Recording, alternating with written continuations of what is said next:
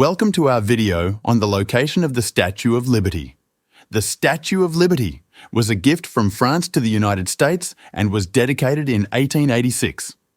It stands as a symbol of freedom and democracy.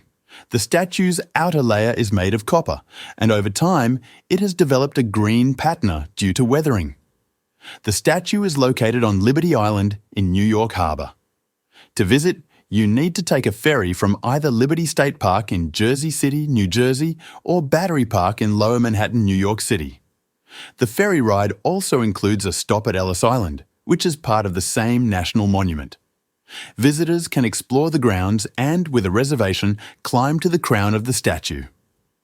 This involves ascending 377 steps, and the crown offers a unique view of the surrounding area.